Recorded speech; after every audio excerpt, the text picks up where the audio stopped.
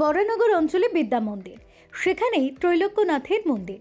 প্রতি বছরের মতো এবছরও বরানগর ত্রৈলোক্যনাথ মন্দিরে উদযাপিত হলো তার 416তম জন্মদিবস। সারা বাংলায় একমাত্র বরানগরেই এই মন্দির রয়েছে। প্রতি বছরই সিদ্ধ পুরুষ স্বামী ত্রৈলোক্য বাবার মন্দিরে তার জন্মতিথি উপলক্ষে আয়োজিত পুজো উপলক্ষে উপস্থিত ছিলেন সস্ত্রীক পুরপিতা রামকৃষ্ণ পাল। বরানগর পুরসভার 9 নম্বর ওয়ার্ডের পুরপিতা ও তার স্ত্রী সরমা পাল জানান, সকলের মঙ্গল কামনায় প্রতি বছর এই মন্দিরে আমরা উপস্থিত থাকি। এদিন এই পুজো উপলক্ষে বসেছিল চাঁদের হাট। পুর পরিষদ সদস্য রামকৃষ্ণ পাল, প্রাক্তন পুরমাতা সরমা পাল, এছাড়া উপস্থিত ছিলেন বিধায়ক সায়ন্তিকা বন্দ্যোপাধ্যায় সহ অন্যান্য বিশিষ্টজনেরা। উপস্থিত থাকেন, এবারও তার অন্যথা হয়ে যাবে। কি প্রার্থনা ঠাকুরের কাছে? আমি প্রত্যেক বছর এখানে আসি এই ত্রৈলোক্য স্বামীজির জন্মতিথি উপলক্ষে। এছাড়া এখানে যেসব উৎসব হয় সেই উৎসবে আমি এখানে আসি, আমার খুব ভালো লাগে। আমি তো ঠাকুরের পূজা অর্চনা করতে খুবই ভালোবাসি, তাই এখানে যখন আমাকে ডাকে আমি তখন তো এখানে আসি এবং ঠাকুরকে স্বামীজিকে স্নান করানো হয়, রুদ্রাভিষেক করানো হয়, তারপরে তাকে মালা টালা দিয়ে সাজানো হয়। আমি নিজেকে ধন্য মনে করে যে তার সেবাতে আমি একটু নিজেকে নিযুক্ত করতে পেরেছি। আর স্বামীজির কাছে আমার প্রার্থনা যে সবাইকে ভালো রাখুন, সবাই ভালো থাকুন, সবাই সুস্থ থাকুন।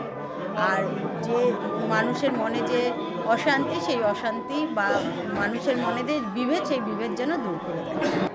সমস্ত কর্ম সব বেনারসে তিনি সবসময় কর্মযজ্ঞের মধ্যে দিয়ে শিব পুজো থেকে আরম্ভ করে সব পুজোই করতেন, কিন্তু সম্পূর্ণ উলঙ্গ অবস্থায়।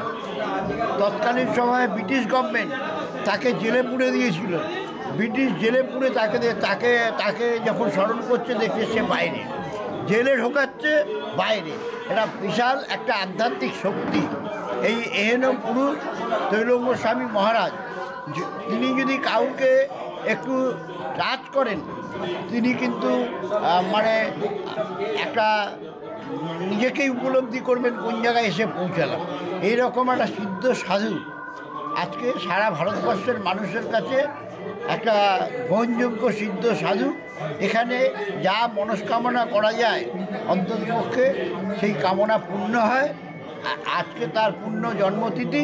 প্রত্যেক বছরই এখানকার অর্গানাইজাররা তারা এই অনুষ্ঠানটা করে, আমাদের আমন্ত্রণ করে, আমরা আসি।